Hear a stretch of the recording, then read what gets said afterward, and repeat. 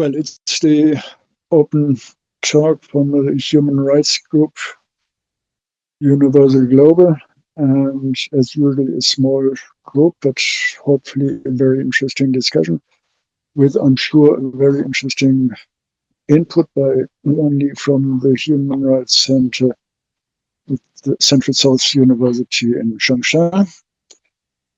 I'll hand immediately over to you. After mentioning briefly, it is recorded and will be put onto the internet later for revisiting and for other people. So, Juan, your turn. Yeah, okay. Thank you very much, Peter, and for reading this talk. So my topic today is has already sent via email.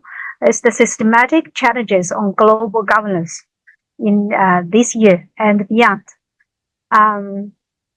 We already noticed that now it is though it is only half of the 2025, but a lot of things have already happened, and it happened at a very very quickly. Very quick space and at a very quick pace, and it seems that every day we would have new breaking news. So in this context, so today my talk will explain the several primary challenges this year, and of course, after touching upon these challenges, I would advocate for some renewed multilateral commitment to try to build a more effective and resilient global governance framework. But yeah, the solution or the suggestion is not the key point. But the thing is, the more important thing is that the challenges we are facing. So next, the first challenge is I'm going to explore is the tech disruption, as I have presented very briefly on the Sino-EU human rights session. So the tech disruption is on the one hand, and on the other hand is the current trend of abandoning AI regulation. So this is especially in this year. So basically, this year has witnessed a trend of deregulation of AI on the international stage. At the beginning of last year, 2024, so the major economies in the world were trying to introduce significant new regulatory frameworks targeting AI. However, we could see there is diversion from the expectations, as it turns out that these major economies, they did not adhere to the route of developing stringent AI regulation. So, for instance, in the U.S., it turns out that America has ultimately failed to pass any AI regulation or legislation. Moreover, we also noticed that there is a news that the House Energy and Commerce Committee, they passed a proposal in mid-May. They're trying to prevent state laws from regulating AI models, AI systems, or automated decision systems for a decade. So these are three kind of decision AI models, AI systems, or systems. So those are the targets. And also likewise, in Europe, the European Commission proposed to postpone application and enforcement of certain provisions of Artificial Intelligence Act, which is AI Act. So meanwhile, in Japan, Japan has also, applied the brakes and slowed down its pace of AI regulation. But in China last year, the legislators they are strapped to make some provisions on artificial intelligence law, but now this process has almost been terminated. So we noticed that there is a trend of deregulation, but this deregulation, this trend can be attributed to two primary factors. The first one is the complexity of AI itself, and also the government's insufficient capacity to assess the risks of AI, and so this makes it very challenging to implement effective regulatory frameworks. And the other reason is that deregulation is driven by geopolitical realities. So we noticed that AI technology nowadays occupies an extremely important strategic position in national security and the social development across all aspects. For instance, like in US, its ability to maintain a leading position in AI technology is directly linked to its capacity to sustain its global hegemony. So given these factors, it appears that substantive and operable international regulation of AI is unlikely to be achieved in the near future. However, the states have the obligation to provide human rights protection. So in the circumstance, the governments choose to forego the regulatory responsibility, it will not only bestow undue power upon large tech companies, but also allow technology to grow wildly, thereby may lead the realization of human rights empty promise. So this is the first challenge. And the second challenge is coming from the regional conflicts. The regional conflicts are increasingly, in today's world, contemporary regional conflicts are eroding the war ethics system that humanity has painstakingly built over countries at an alarming pace. Sorry, I'm on the car. It's like, we are driving and there is the traffic jam and I'm kind of like disrupted. Okay, so I'll go on.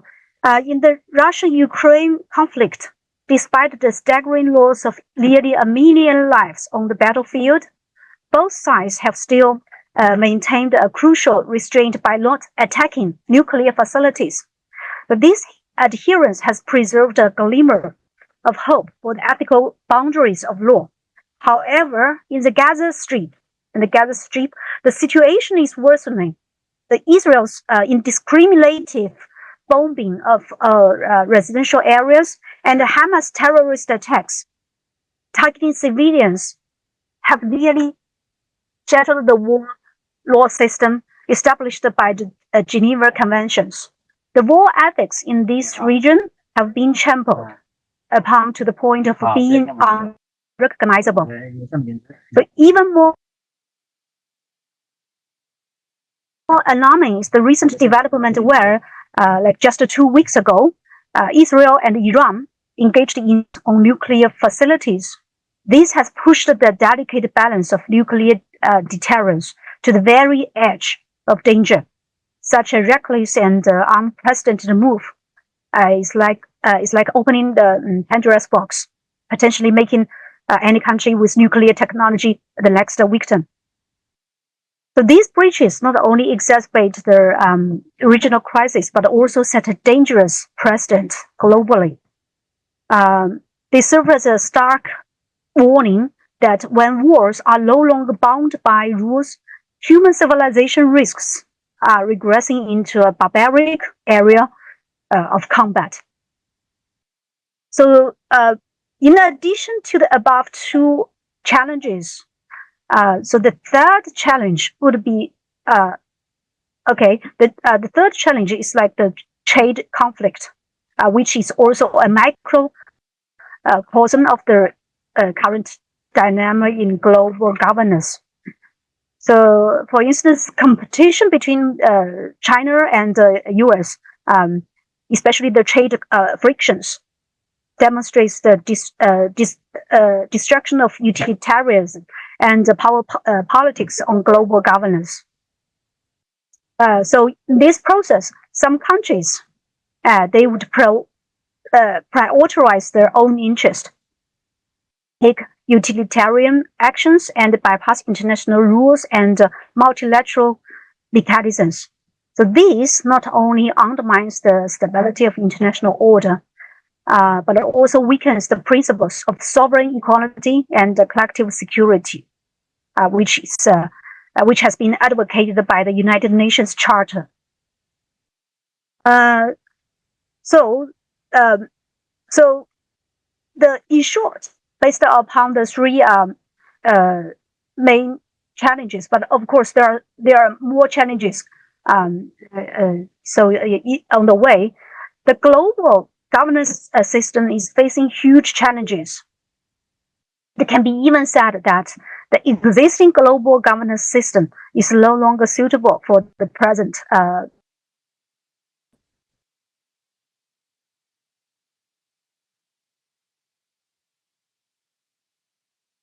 It's breaking trying up. to undermine the multilateral system, and some even use weaponized interdependence and economic means to achieve political goals. So where shall we go, and what shall we do? But to find a solution, I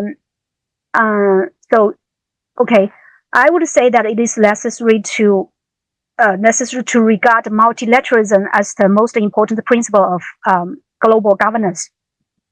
So to this end, first of all, a rule-based order, should still be at the core of multilateralism.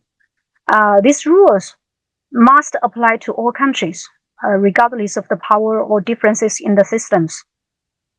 Moreover, the central role of United Nations in the international system should be maintained.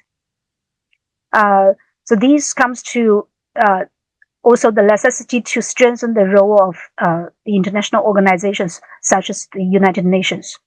For instance, the United Nations, they need to further enhance its capability in peacekeeping, in humanitarian assistance and sustainable development, and also improve its decision-making efficiency, as well as the representation mechanisms, such as the Security Council reform. But now we also noticed that in the reform of United Nations, that the United Nations is now facing the financial the crisis. So in these circumstances, the countries need to increase financial support and also technical input to those international organizations, enhancing the resource allocation and action capabilities to address the global issues. And also, in addition to UN, we also need to strengthen the WTO, the role of WTO. WTO, they need to undertake necessary reforms to restore the normal operation of its dispute settlement mechanism, and also to advance the multilateral trade negotiations. So this is the second, and I think the last is that the core of the global governance should be returned to the principles of United Nations Charter, which should advocate sovereign equality, territorial integrity, and also collective security, as well as the avoidance of war and aggression. So these are my reflections on the systematic challenges on global governance, and it's also some possible solutions. I will stop here, and I would like to hear your comments. Okay, thank you. Well, thank you very much. I open the floor for questions and comments.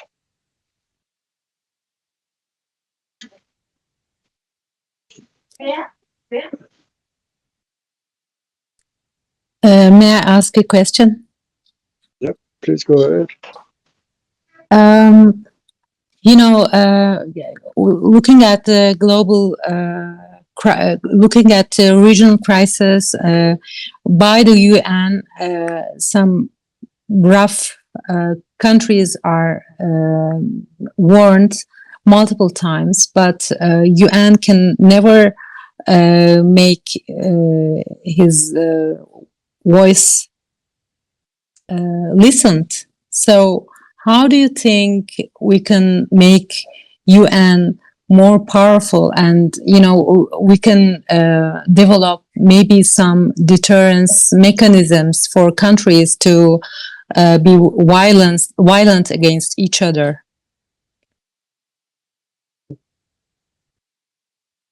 Yeah, sorry. Yeah, a little bit noisy. Okay.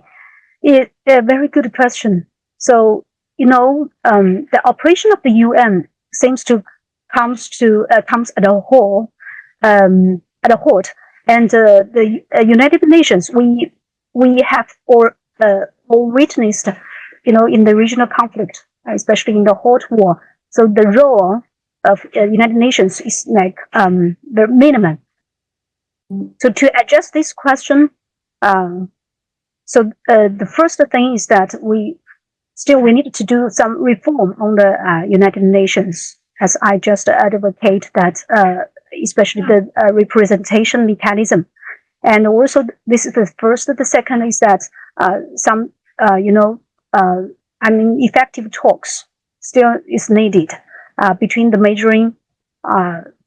majoring powers, because behind the reform of United Nations, actually, it would be kind of it would be the main reason of the utilitarianism, and especially some countries advocate for their own country's interest, to prioritize their own country's interest. So those are the reasons, and so we need some negotiations and talks, and of course, this is not easy, right? And it's not just only the majoring economies or majoring powers, but also those all the other nations should be getting involved, because we have already noticed that the war, as I mentioned that in the second challenge. So the war is not only just the threat to the countries involved, but also to the whole war system that has been established by the United Nations Charter. So those are my suggestions. Thank you.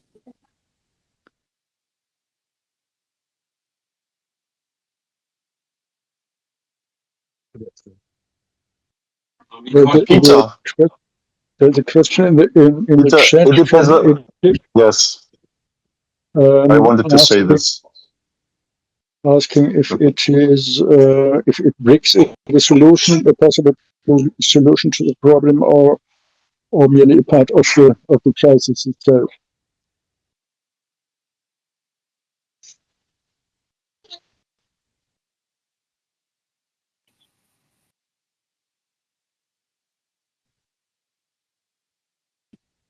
Juan, did you get the question from the chat?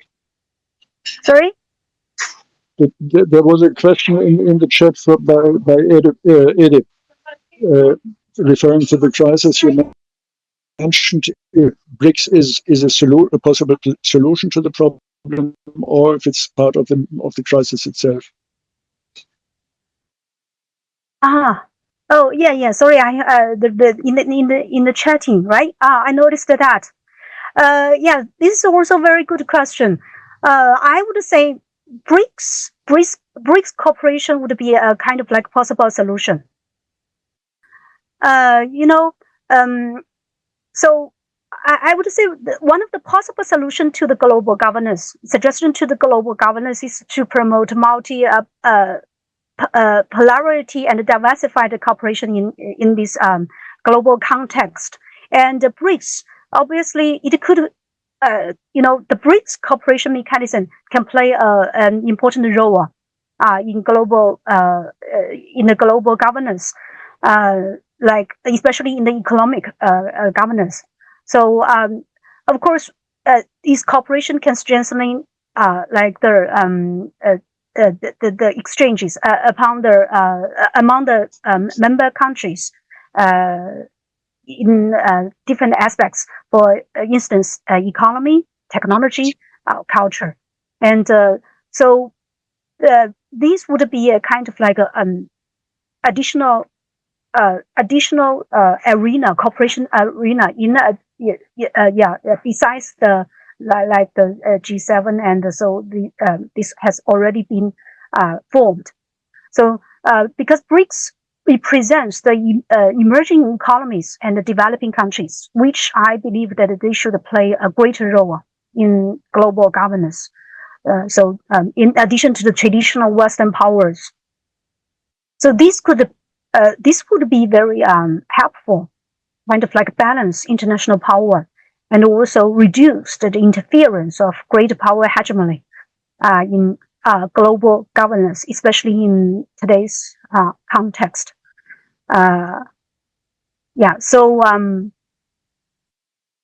So this also could enhance the voice of emerging economies in the global decision making. So in not only in economy, right, but also in other areas.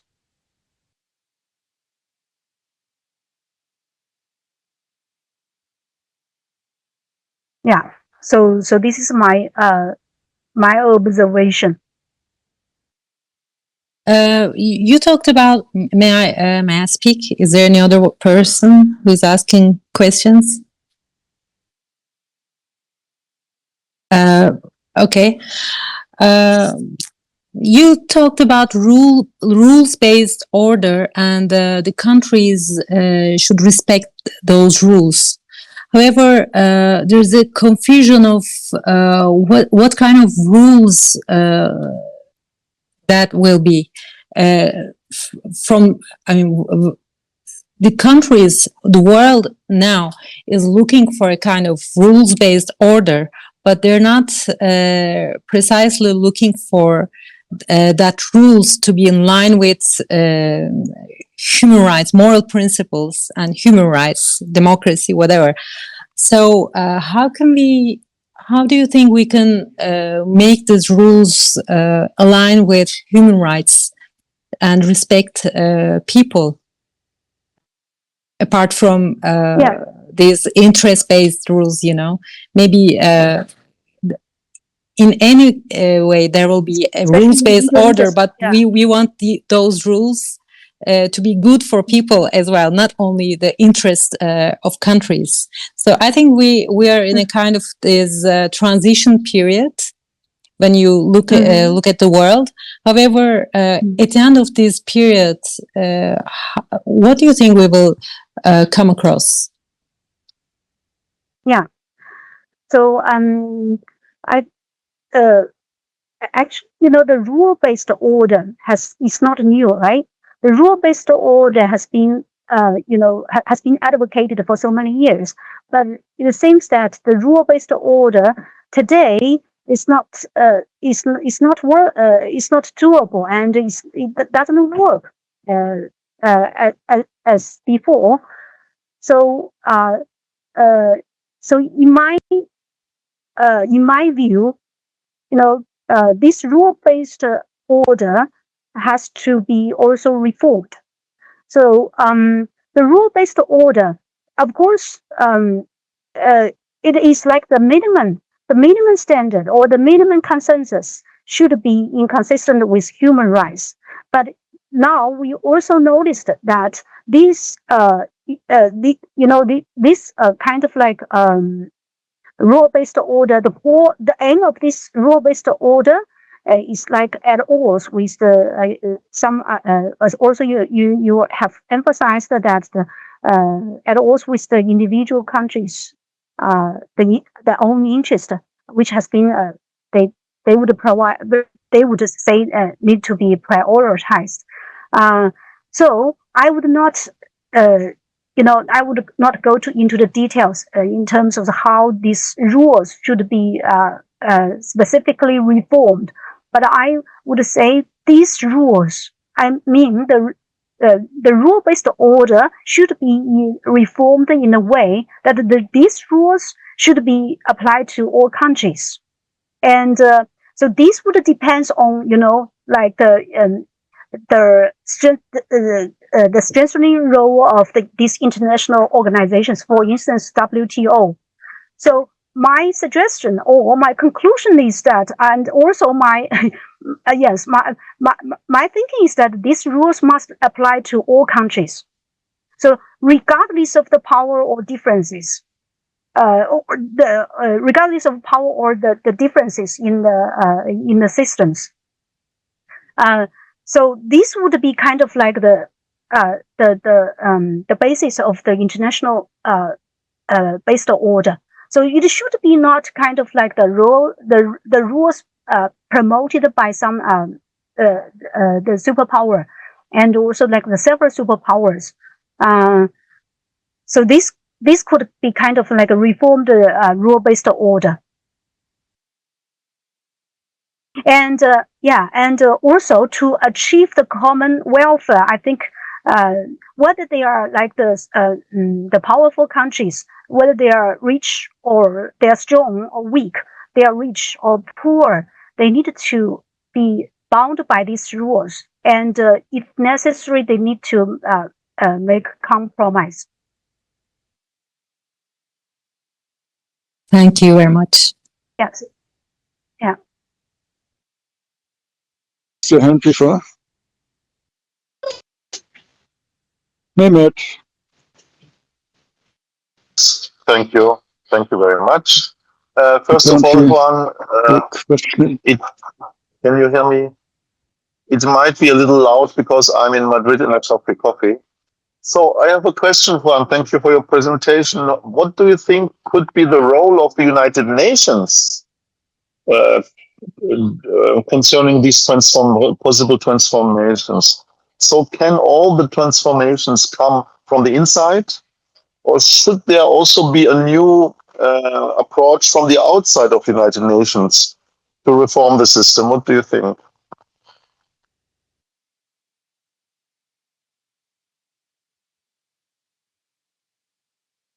This was my question.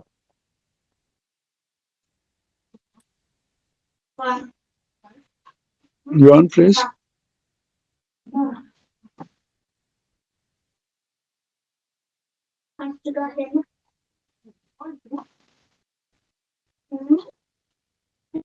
Juan, did you hear the question? Some network problems.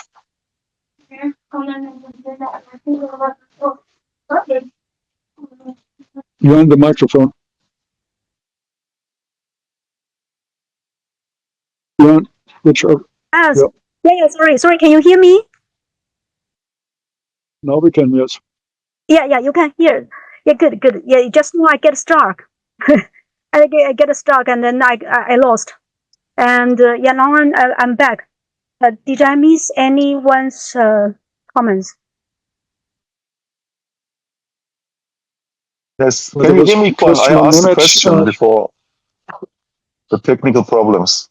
What do you think is the role of the United Nations itself concerning this process of a needed transformation, as you said? Can this come from the inside of the UN, or should be other initiatives from outside to transform this process? I think this would be kind of a little both sides. So not only the internal but also the outside. So as I just interact with the first comments. So the United Nations is, I think, the principle of United Nations Charter, as we have noticed, has been undermined. So I would say there is a call to return to the principle of United Nations Charter. So this would be kind of like internal things, but the outside, and I would say so. Is in particular why the role of United Nations has been undermined, and we need to strengthen the role of United Nations. Is that, as I just explained a little bit to the first comments, is that some majoring countries they would try to intervene and and try to prioritize their own country's interest, regardless of the undermining of the United Nations, the principles, and also the rule-based, the established rule-based order. And the rule-based order has been distorted in a way that some of the superpowers, they would interpret it in their own way and apply it to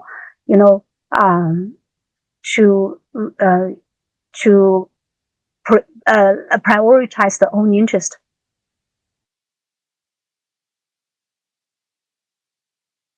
Thank you. So in this circumstance, so I would say like this, as I also advocate that the core of global governance should return the basic principles of United Nations, and which has already advocate like the sovereign equality. So these are basic principles, and also most importantly, the multilateralism should be upheld in international affairs. So this also include that just now I said like the BRICS. So these emerging countries, the role needs to be promoted, and they need to play a more important role in the international arena.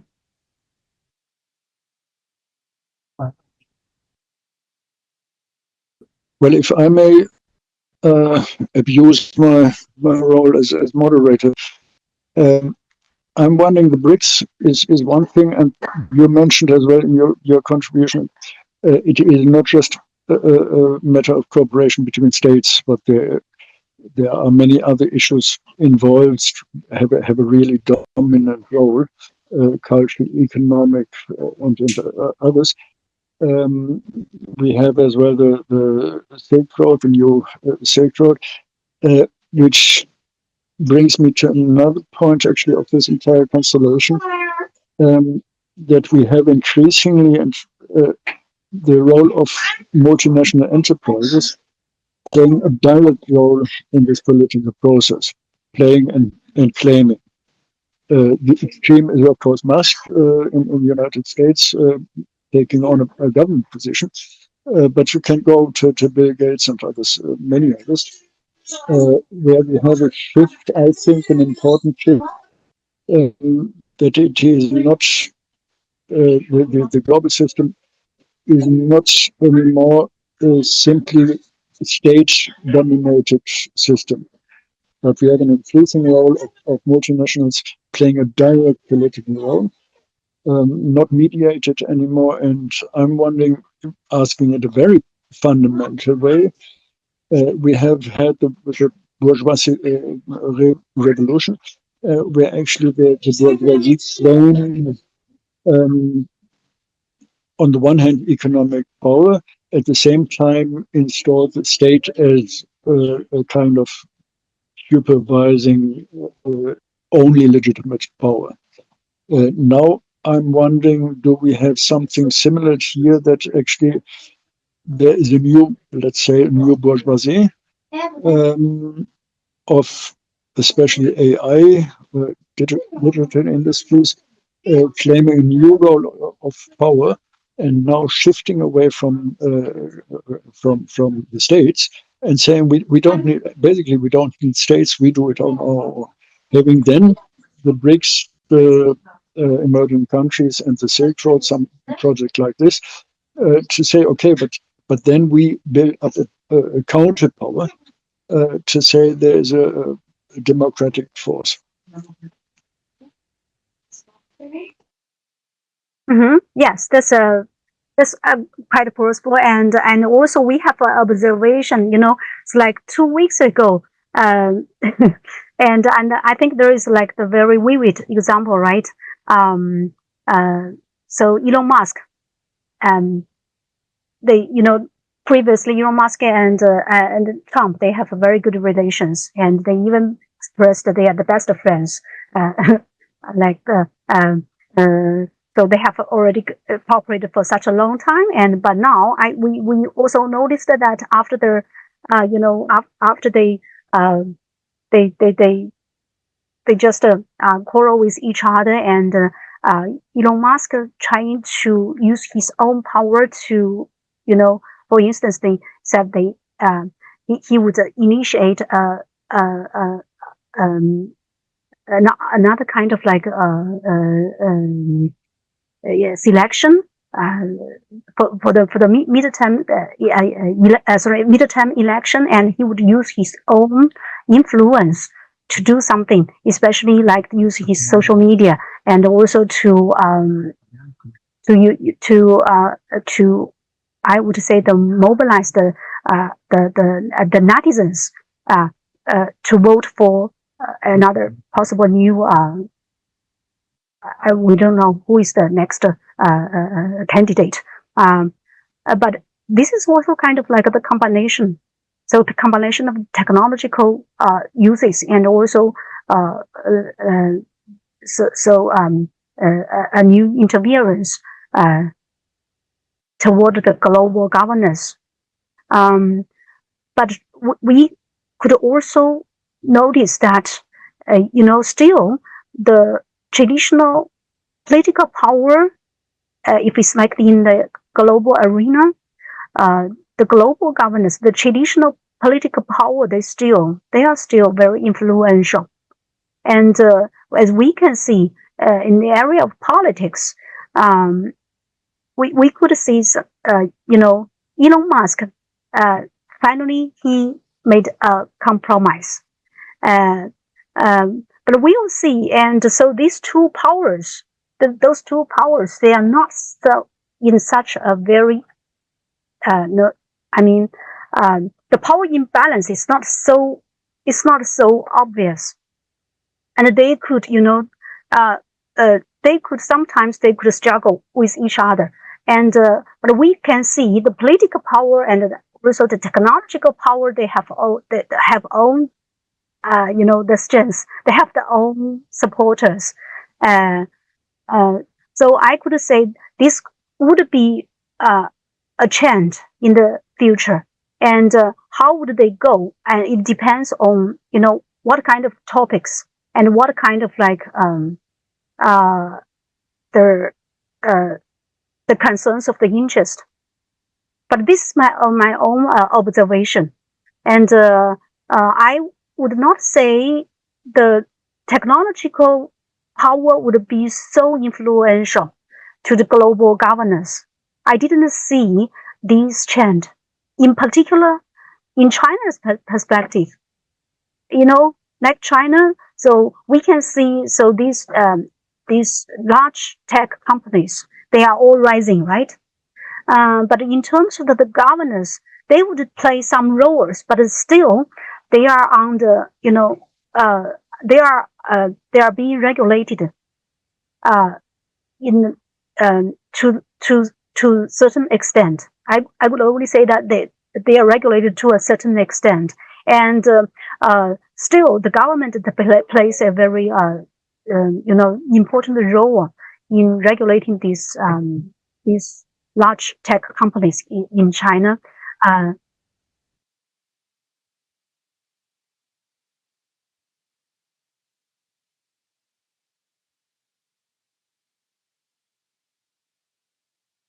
Now we lost our speaker.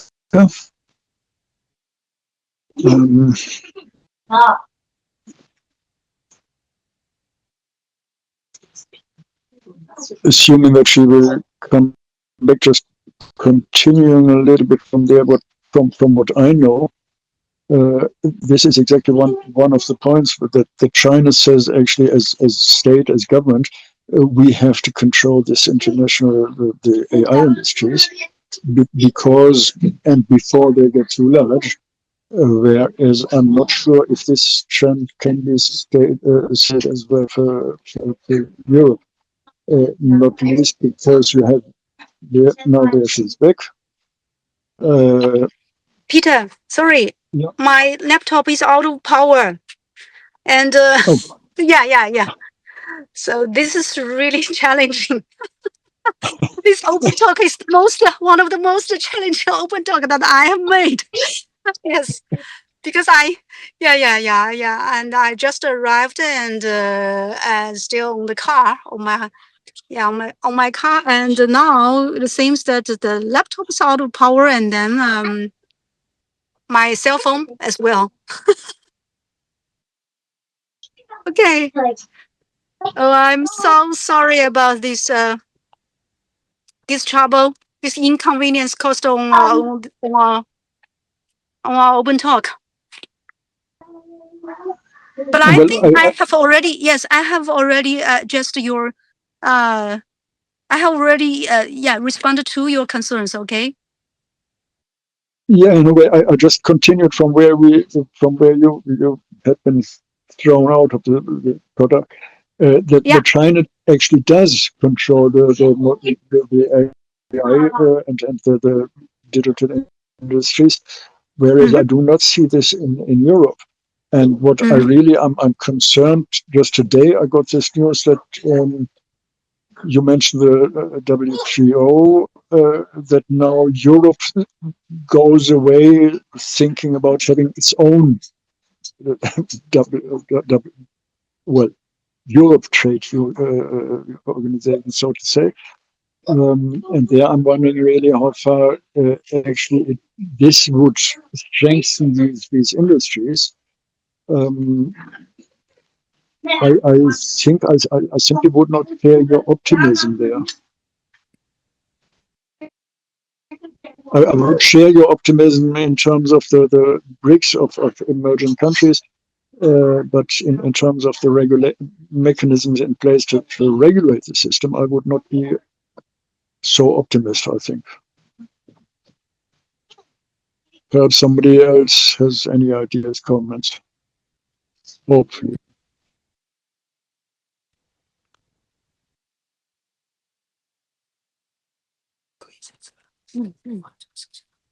Yeah, and Peter, I want to to add one sentence, one comment. Yes, I'm in terms of like the Europe, the regional difference, the regulating the AI, also the large tech companies.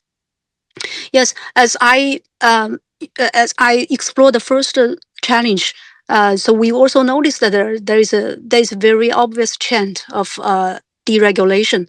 So I would say I totally understand your your not so optimistic. Yes, indeed. So especially in Europe, and there is a kind of like a consensus that the overregulation would stifle innovation. So we can see the European Commission, even though they strive for take the lead in regulating AI, but we can see also even the European Commission, they also pause. They also take a pause in regulating this technology and also these large tech companies, and so let alone other countries, right? Like the U.S., like the like the Japan, and because these countries they are following suit. They're following suit in regulating AI, and the EU now I would say they kind of like set some example for other countries. So that's why, so that's why that would be kind of like we will see how it goes.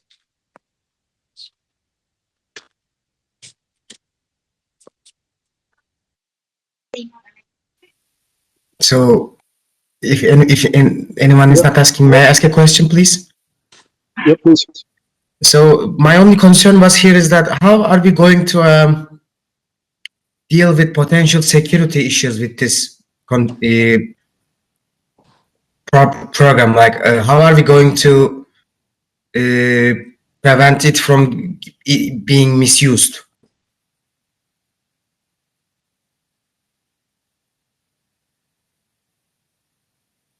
İnternet mi yok?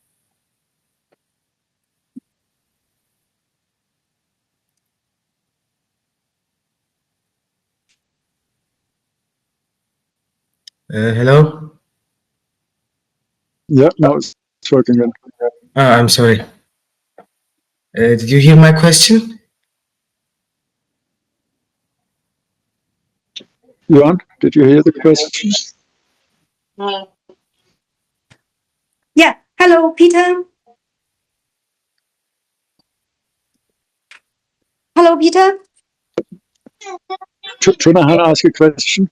Yes, I was asking a question, ma'am.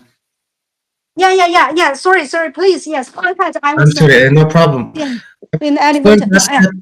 How are we going to deal with potential security issues, like anything regarding security, misuse, and all other things? Like it all sounds really good, but I don't know. The major thing that concerns me is that how are we going to deal with potential security breaches regarding this? So yeah, Tunisia. So the security issue what you are mentioning is that it's concerning with AI technology or other things. Anything that comes under the umbrella of security. Oh yeah. So okay. So first, I would like to say, if the security concerning the security related with the AI technology, I say this is like the also like the buzzword this year. So we could see some of the AI. So this the main AI scientists, they have they have in different areas, in different situations, they are trying to advocate that we need to pay more attention to the AI security, and now it seems that and also like the advanced AI system will be realized in the coming 5 years, which means that the AI would be, maybe they would reach the same intelligence level as the human beings. So the security issue would be a very prominent challenge. Yeah, the challenge. So I mean, in this context, this would be kind of like it would be this is very critical issue, and but now we can see the majoring countries, they are trying to not regulate the AI systems, AI models, and the automated decision-making system. Rather, they are trying to, for instance, in the US, they are trying to propose to prevent the different states from regulating AI in the coming 10 years. So this is kind of like at very odds with the AI's development. So the security issue, I would say, especially the safety issue, which is very concerned with the human beings, especially you mentioned, is if the AI, those intelligent AI has been misused, they would bring, they would bring the human being, they would endanger human beings. For instance, they would infringe upon the right to health, the right to dignity, right? The right to health, the right to privacy. So these issues, and so I would say that for the safety issue, the first is that we need to, for the scientists, because many scientists, they have already recognized that they know how to better develop AI system, but they are much less certain about how to control the AI security. Yes. So this has per se has something to do with the black box features of the AI system. But on the other hand, I would say that we still need to invest more on the AI security, because comparing to now the AI competition, every countries, they want to be the number one in developing AI systems and technologies. But I would say, rather than just to be the number one in AI, in developing AI systems, we also need to invest more on the AI security, on AI safety. So so this is, I think this is not only my observation, but also kind of like a consensus in the especially in the in the United Nations level. When I was visiting the UN in April in New York, so this could be could be one one point, and the other point is that still there would be cooperation between different countries. But the thing is that the AI safety, because the measuring countries, they are doing this kind of AI competition, and the AI security is not the only one country's or only one area's concern. Those challenges, the AI safety problem is quite common around across the world. So the countries like the US and China, and even like the European Union. Though European Union, they are not so advanced in developing AI systems, but they are very advanced in regulating AI. So those countries need to cooperate, and to especially the scientists, they need to cooperate to work together. Of course, the investment is not also investment cannot be only relying on private investments, but also in the state, in the country's investment. For instance, in China's case, China, when developing AI, is not only just one company they are trying to invest a lot, but also the governments, they have invested quite a lot. So these investments in developing AI should be the same as the investment in AI safety. Yeah. Yeah. So that's my concern. Yeah. So. Okay, thank you for your answer, ma'am.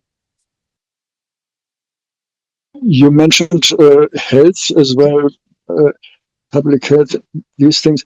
I'm wondering, what I observed over the last 3 months, perhaps, is something that actually there is a kind of new security issue coming up, which is a question of the power of industries, actually. There is, for instance, a questioning of home office. So there is this kind of drawing back to the old system of, on the one hand, going back to the old system of security, meaning full control over the employees, and at the same time, the increasing role of precarity. So I think this is something that maybe as well part of this conflict or a new world order in terms of what role is there for the industries actually. How much power do we leave to them? And I think in this way it's very important what you said.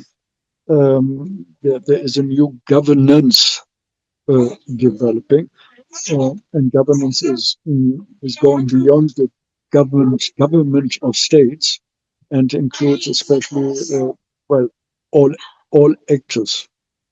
I think this is something we have to observe in the near future, including the role of research. There's this strange thing that research that is used by especially by the tech industry, by Apple and others, is financed by public means, and at the same time they claim the profits and they control actually the accessibility. I think that's a very important thing for the future. Mm-hmm. Yeah. And Peter, for your comments, I would also add something. So, for the, like you mentioned, the kind of like another governance, especially in the area of technology. I also have some, observation during my research. So today, some governments, they are reluctant or they are hesitant to regulate the large tech companies. Is that they do not have the enough capabilities to effectively regulating the AI. So now the major, I would say, a very important mode of regulation is the self-regulatory mode, which means that the governments, they would, different governments, they would rely on the large tech companies to regulate their own behavior. For instance, in the area of like the regulating, the social media, right? The content moderation. In the content moderation now, like US, Europe, and China, they are relying on the self-regulatory model. Which means that the social media, they have to regulate the own content, but this would give the much power to the social media itself, because social media, they are playing the dual roles. They are not only as regulator, but also they are also kind of like business, and so there is an interest conflict, and also not only in the social media in this area, but also like in the private, in the application, mobile application. So why there is like as I present during the Sino-EU conference, and why there is like biggest lie on the internet. So it is also because the self-regulatory mode, and just because of this self-regulatory mode, and also the large tech companies, they would take advantage of the position, and also take use of the information asymmetry, and also knowledge gap between the users and them, and then they would explore and so they would they would put the users at a disadvantageous position. So in this sense, not only the users, but also kind of like the vulnerable groups, for instance, the older men, for instance, the minors, they are susceptible to to the technology, and so this I would say also this is a special concern that we would have to pay more during our research. And also the government, they need to strengthen, trying to not just rely too much or take the self-regulatory mode as the substantial way to regulate.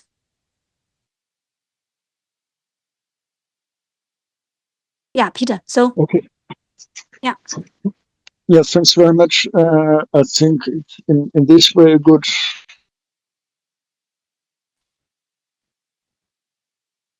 Quite a lot of things to do, especially in this area.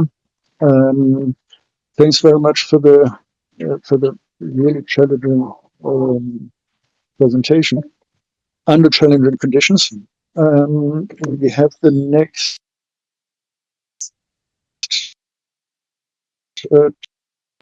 medical research and gender. So for now, I would just thank you and hope to see you then end of July. Thank you.